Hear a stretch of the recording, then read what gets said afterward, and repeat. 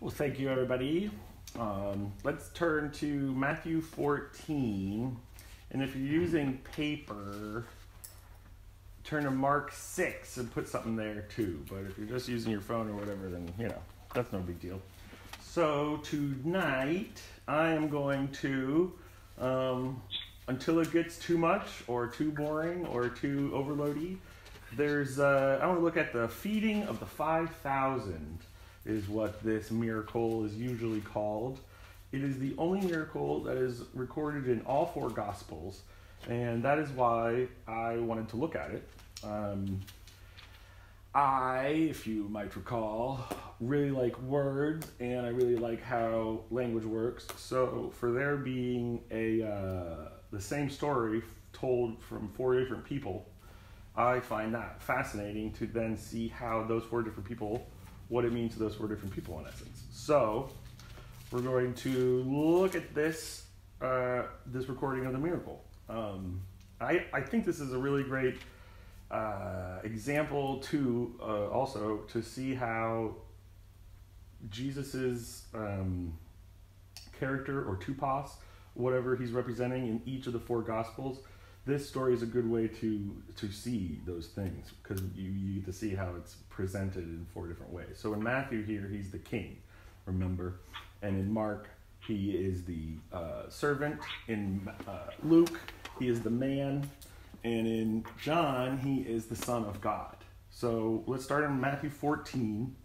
And then the thing that I find super interesting about this and why I wanted to do this with you guys is just to see what is put in and what is left out of different accounts. And then there's a lot, like I didn't realize that there were so many things, so many themes basically involved in this story of the feeding of the 5,000, this miracle, that there are so many aspects of the whole tale of Jesus being the Savior and coming for Israel rejecting him, and then the Gentiles flocking to him, and then Jesus coming back for Israel again. So that's all in here, but we don't ever notice it. So let's just start in Matthew 14. At that time, Herod, the tetrarch, what number? 14:1, Matthew 14:1. Okay.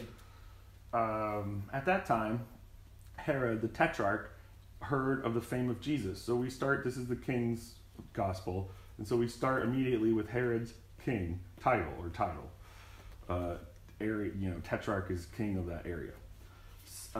And said unto his servants, this is John the Baptist. He is risen from the dead, and therefore mighty works do show forth themselves in him. For, this is previously on Jesus, for Herod had laid hold on John, and bound him, and put him in prison for Herodias' sake, his brother Philip's wife. For John said unto him, it is not lawful for you to have her. So here we have John holding forth the law to the king. And when he would have put him to death, the king, he feared the multitude. He was worried about the public because they counted him as a prophet, which he was. But when Herod's birthday was kept, when they had a party, the daughter of Herodias danced before them and pleased Herod. Whereupon he promised with an oath to give her whatsoever she would ask. And she, being before instructed of her mother, said, give me here John the Baptist's head in a charger. And the king was sorry, nevertheless, for the oath's sake, and them which sat with him at meat. He commanded it to be given her. So because he was with the people, and because he had made this oath, he had to follow through with the oath, even though he didn't want to do what she asked. And also, let's just point out real quick that she doesn't really pick. He makes a promise to the daughter. The mother chooses what the promise is. So that's just an interesting thing. He makes an oath to the daughter, but gives the mom what she wants. So his head was brought in charge. His disciples came and took up the body and buried it, and then went and told Jesus. So Jesus doesn't bury him. It's interesting to me. When Jesus heard of it, he departed thence by ship.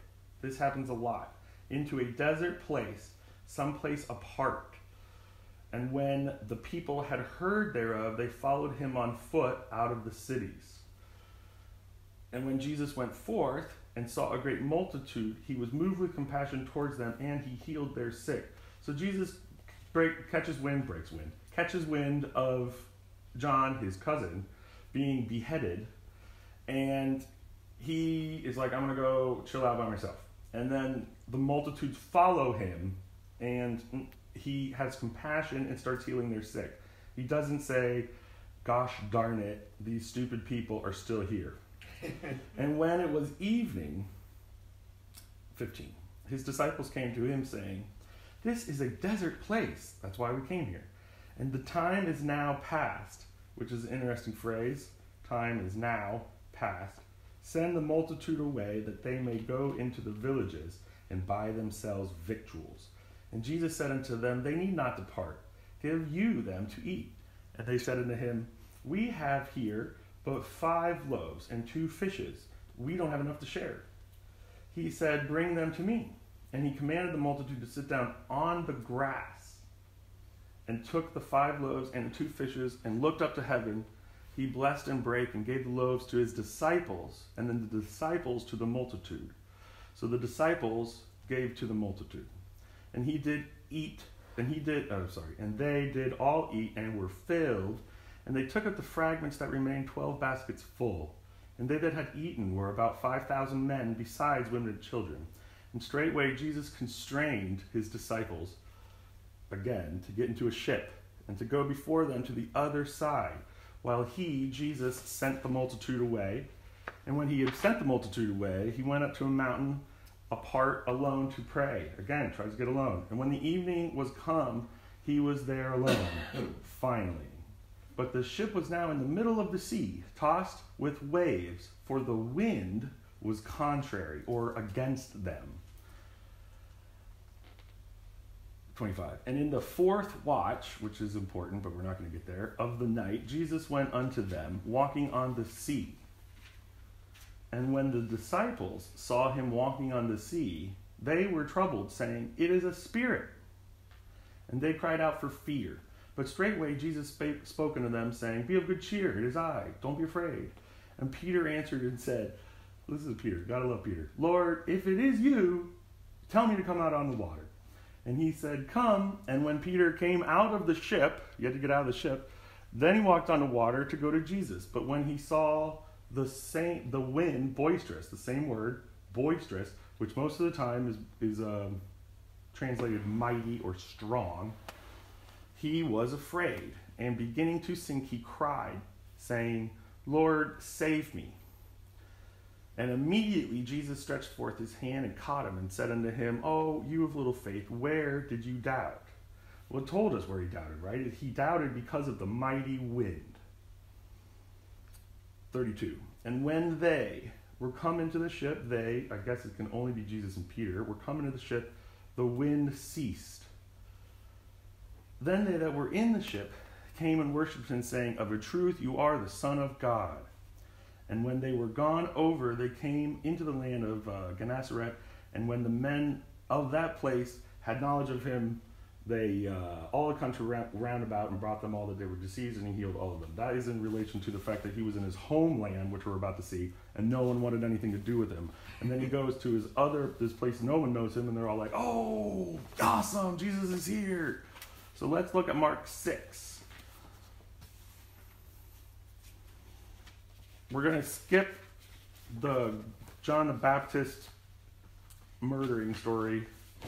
But the reason why I read the whole thing from Matthew is I know that we're sort of, I said we were going to look at the loaves of the 5,000 feeding.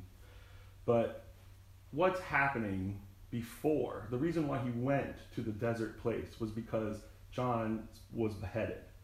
So if we just read the 5,000, if we just read and they went out and there was a bunch of people and they were like, hey, we don't have enough food for these people, and then, then we wouldn't know that he was trying to get away from the press. That he, that even we'll see it here in Mark. It says very clearly why they wanted to leave. And then there's another thing that's happening that we see there. We're going to see a lot in Mark. And that really is a crossover of the witnesses. So John the Baptist, if we remember, I'm not going there, but I think we'll all remember. John the Baptist is in the same spirit of Elijah or Elias.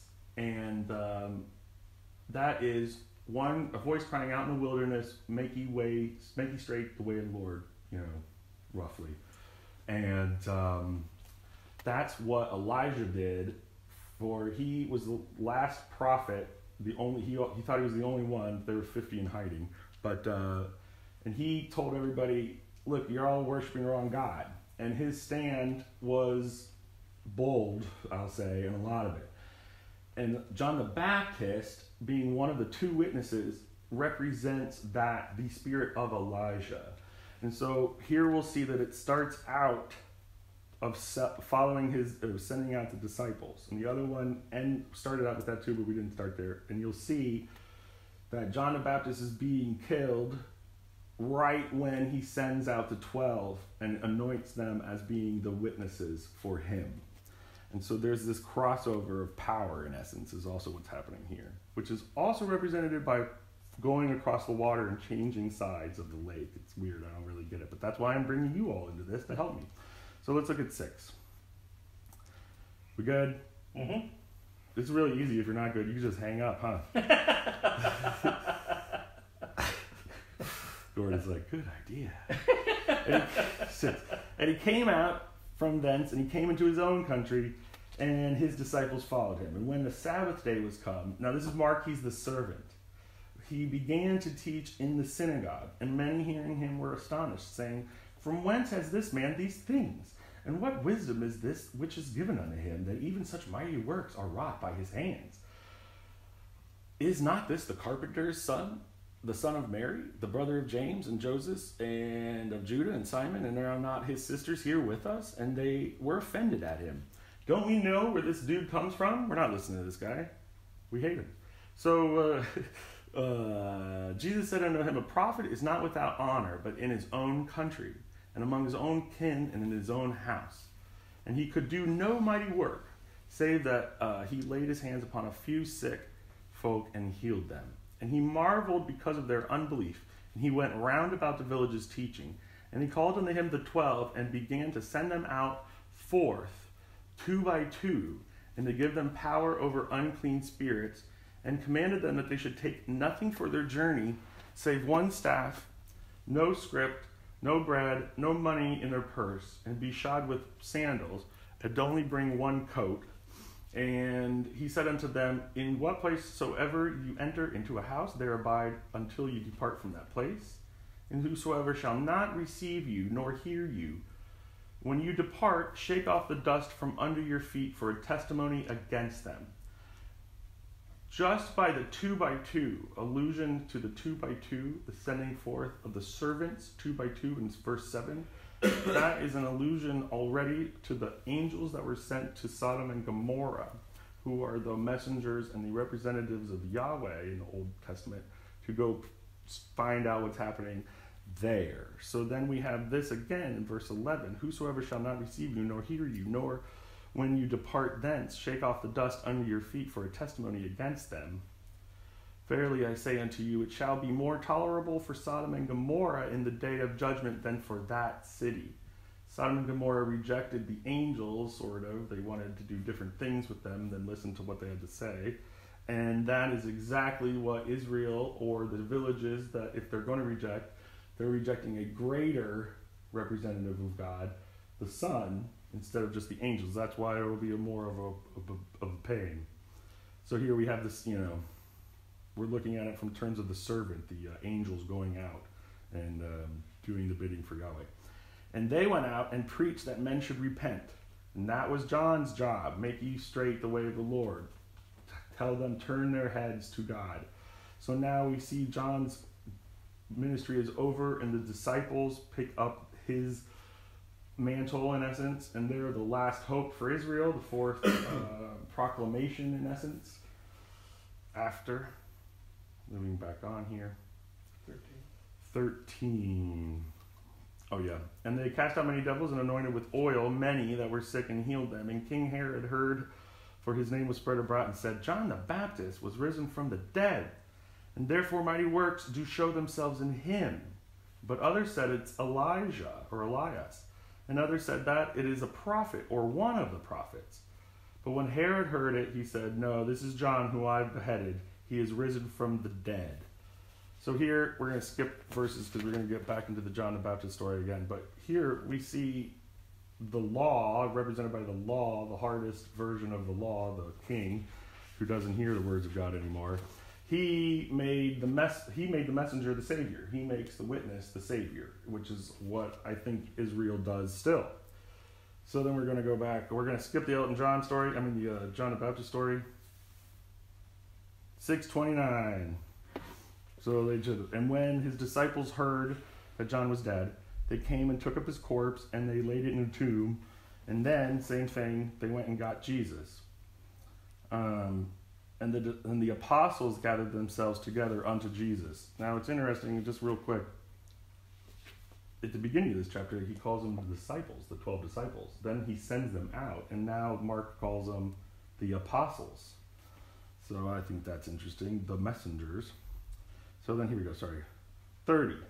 And the apostles gathered themselves together unto Jesus and told him both what had done and what they had taught.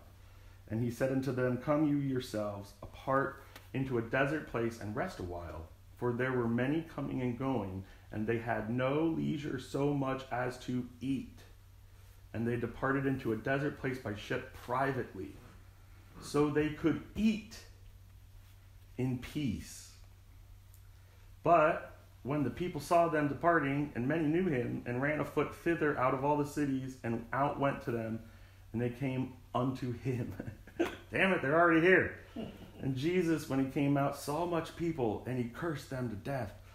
And he was moved with compassion toward them, because they were as sheep not having a shepherd. Here we are in Mark, the servant of the Lord, how he is the shepherd unto the lost sheep. And when the day was far spent, his disciples came unto him and said, This is a desert place, which is why we came here. Now the time is far past. Send them away, that they may go into the country round about, and into the villages, and buy themselves bread, for they have nothing to eat. And he answered and said unto them, Give you them to eat. And they said unto him, Say, what? Shall we go and buy 200 pennyworths of bread and give them to eat? This is super cool, bro, but we came here on purpose to not eat with them. And he's like, No, it's okay. How many loaves do you have? Go and see. And when they knew, they said 5 and 2 fishes. And he commanded them to sit down by companies upon the green grass. He is the good shepherd and leads us to fields full of green grass. And they sat down in ranks, because we're in the servant book, by hundreds and by 50s. Then he called his 12 disciples together, and they gave them the power and authority over all devils. Did I skip one? I sure did. Yeah, you did. Skipped up. Okay, we're good. Okay. And 41. And when the king had taken when he had taken the 5 loaves and the 2 fishes, he looked up to heaven and blessed and brake the loaves and gave them to his disciples and set before them, and the 2 fishes divided he among them. And they did all eat and were filled, and they took up 12 baskets full of fragments and of the fishes. And they that did eat of the loaves were about 5,000 men. And right away, he constrained his disciples to get into the ship. Real quick, the Elijah parable or parallel for the messengers or for the witness, and how one of the things Elijah does is he is the widow. Remember, there's a widow and she doesn't have enough oil to make bread, and he's like, "Hey, I'm hungry, make some bread." She's like, "We don't have enough oil." So he's like, "Okay, any empty vessel, as long as you poured it into an empty vessel, it filled. Any empty vessel." They only had 12 empty baskets to walk around and collect up leftover fish and bread, because only the 12 carried around a basket, and they got 12 full baskets back. I would say if they had 5,000 baskets, they would have 5,000 baskets full of bread, because the idea is if you have an empty vessel, there is enough to fill it. And that's another thing that this whole parallel, the whole story is about. Us and them. We are the disciples and this is our bread. And Jesus is like, yeah, but we're all in this together, aren't we? And he's like, well, we don't got enough food. But that is exactly that. Here comes Elijah. We love him going around, coming to our village every once in a while and helping us be the man of God. But we don't have enough to share. This is ours. And he's like, you don't understand. So we're going back. Thank you. Mark 6:45. I try to get all through all of this. I'm sorry if this is really too much. Okay, I like it. And straightway, I was looking for Shannon. She did it. And straightway, right away, he constrained his disciples to get into the ship, to get some rest again, go in your little capsule upon the waters, and go to the other side to Bethsaida, while he sent the people away. And when he had sent the people away, he departed into a mountain to pray. And when evening was come, the ship was in the middle of the sea, and he alone on the land. And he saw them toiling and rowing, for the wind was contrary unto them. And about the fourth watch of the night he comes unto them, walking upon a sea, and here's an interesting point, only on this one, would have passed by them. But when they saw him walking upon the sea, they supposed it had been a spirit, and cried out. For they all saw him, and were troubled. They represent Israel, remember. And immediately he talked with them, and said unto them, Yo, bro, it's cool. It is I. Be not afraid. They shall know my voice, remember? And he went up unto them into the ship, and the wind ceased. Mark left out the whole Peter walking on the water thing. That's an interesting thing to leave out. He does say this, though. They were sore amazed in themselves beyond measure, and wondered. Why? Because they considered not the miracle of the loaves, for their heart was hardened. We've already seen that their heart was hardened because of the boisterous wind. And you can't see wind. Why are they so afraid of wind? Anyway, when they come out of the ship, straightway they knew him. The people across the lake, we're going to go, but that is a really funny moment of that story, because everybody who saw them all get into the ship was like, only 12 of you got into that ship. How is Jesus here? Anyway, okay, let's look at Luke 9. Luke is the man, son of man, and a lot of people consider it the Gentile gospel because it's Luke, and maybe, I'm not really claiming that this is for sure true, but over the years I've been trying to pay attention if that might be true, and it sure does seem fairly true. And also he was with Paul a lot of the times, so some scholars think that it might be the legal portfolio for him going with Paul to deal with Caesar, in essence. And so then Luke and Acts is like this is what happened in Galilee while you were paying attention. Okay, Luke 9. This gospel starts with, and he called his 12 disciples together and gave them power and authority over all devils to cure all diseases.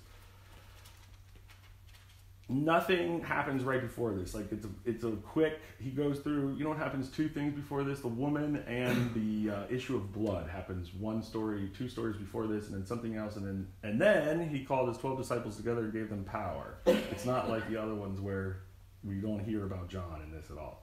And he sent them to preach the kingdom of God and to heal the sick. And he said unto them, Take nothing for your journey.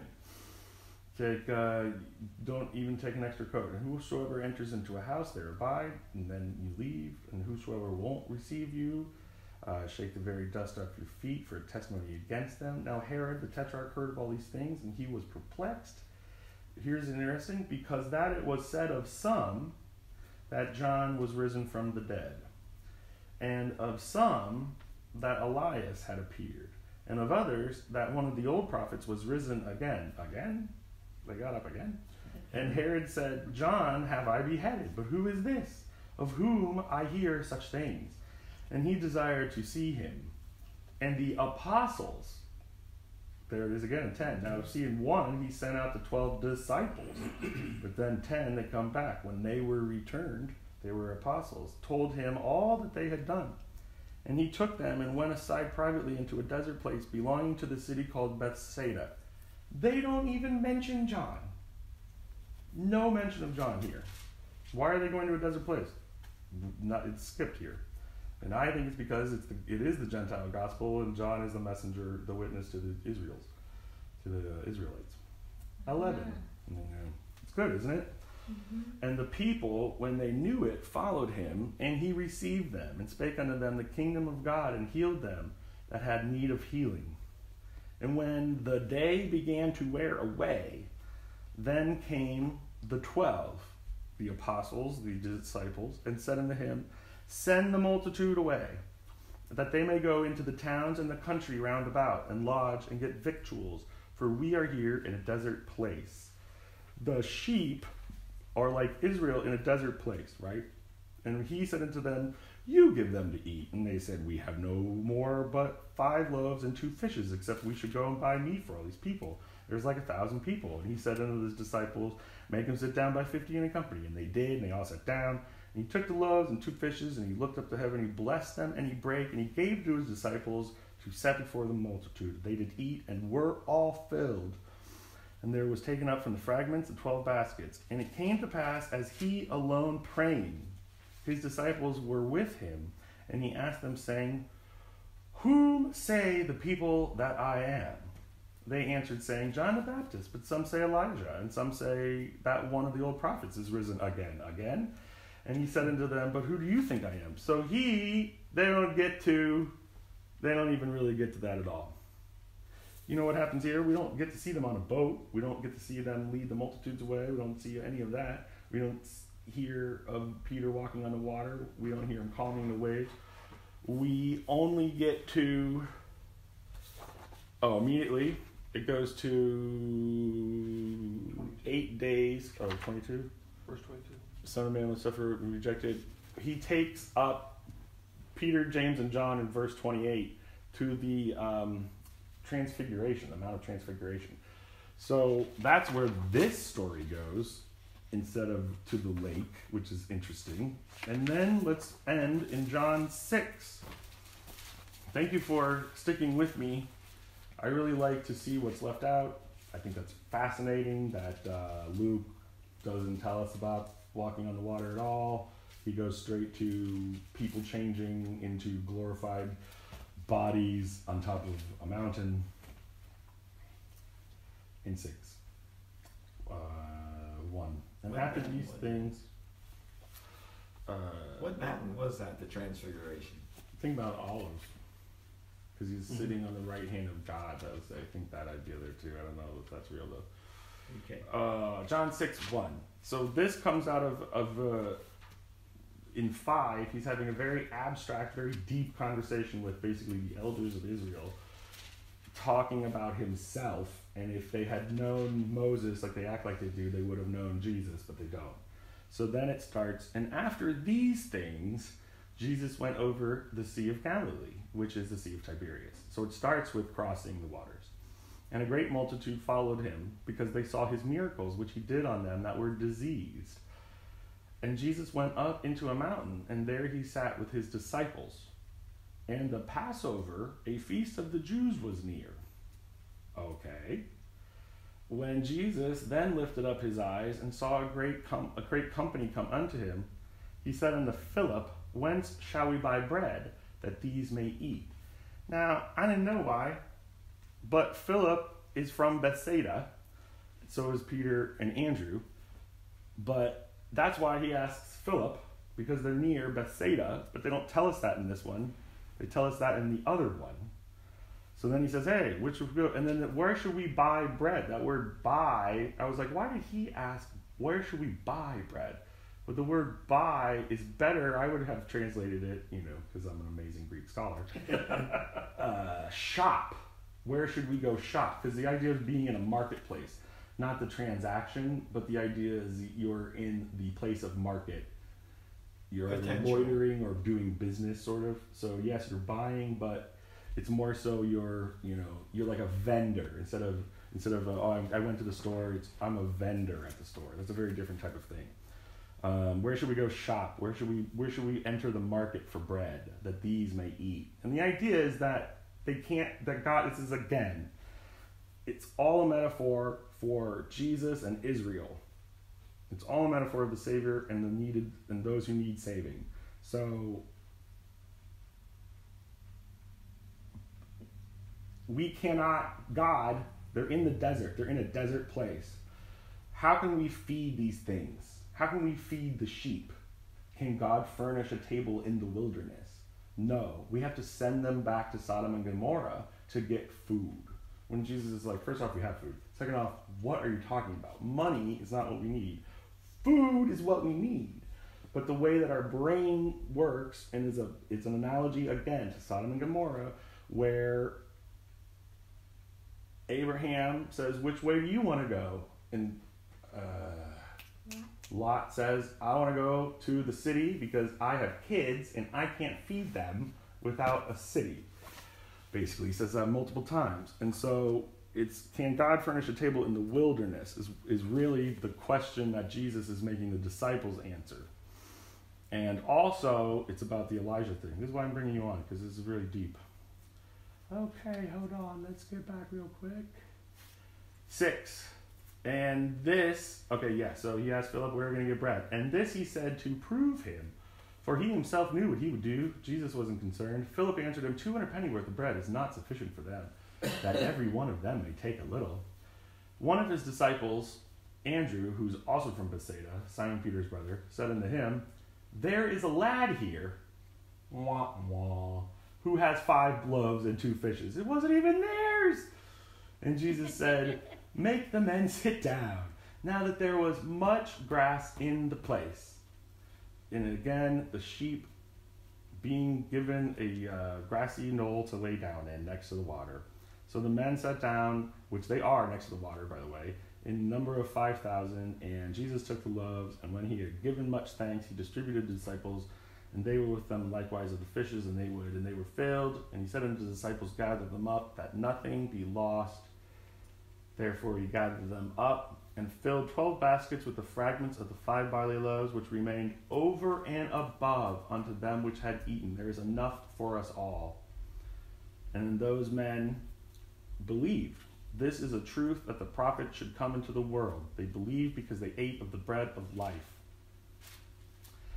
When Jesus therefore perceived that they would come and take him by force to make him a king, he departed again into a mountain himself alone. So this sheds a little light on in Mark, where it says immediately he gets the people out of there. And we see in John, why? Because they were going to make him a king right away. And again, this is all talking about Israel's reaction to the Messiah. Hey, we want you to be a king. And the whole point is, God doesn't want a king. God never wanted that king. Hold on, we're almost finished. No, I wasn't trying to close it.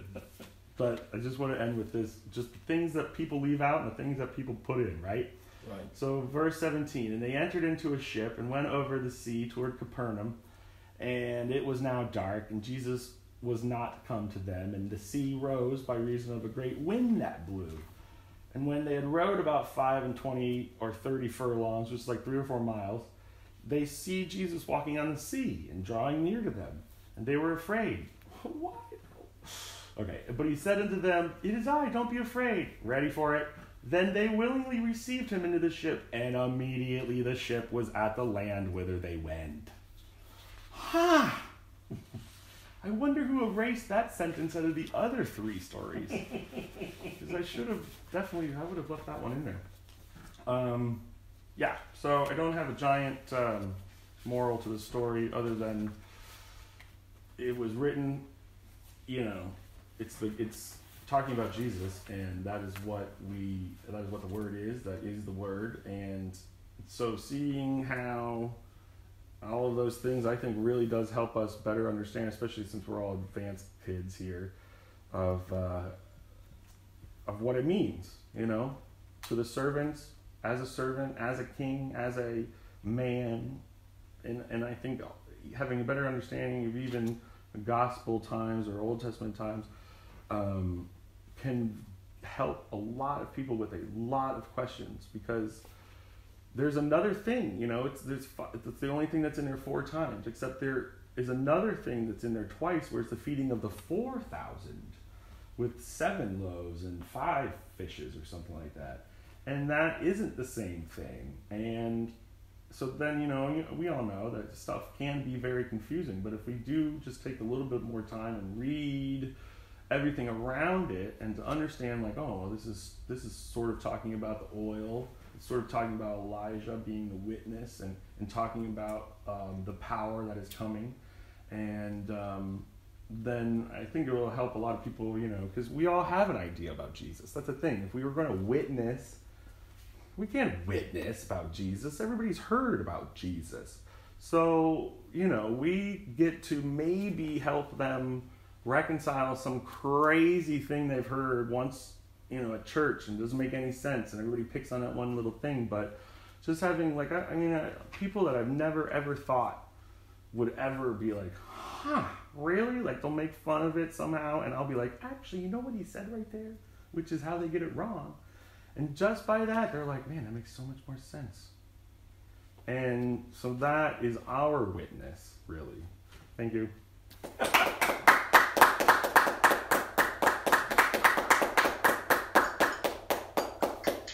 That was excellent. Thanks. That was only a small handful. That's great. That was great. I really enjoyed it. Thanks, Rick. Yes. Cool. Cool. Yeah, Rick. Thank you. Excellent. Yeah, it now, as is always the case with these, it makes me want to go back and go through those accounts and just really solidify them, because I didn't pick up on 2/3 of that stuff. I didn't pick up on the fact that at the first part of the chapter they're disciples, and then they're referred to as apostles. And I can certainly see how that transition happened. I saw that before. I had never noticed that before. So I think that's great. Look at how busy Jesus was. Yeah. Yeah. Super busy. He just kept moving, didn't he? Yeah, but when they showed up to his private dinner, he gave them his food. I mean, come on, man. I would have just poked you in the eye. What would you have done, Cody? Never! No, I figured you'd say punch him in the face. Punch your face.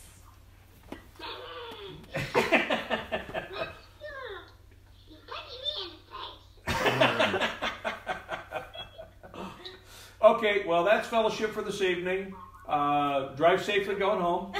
And thank you very much. Thank you so much. Actually, we can stop the recording. You don't need to hear me I'm say. humbled by anybody not clicking off. Thank you. But Okay, good night.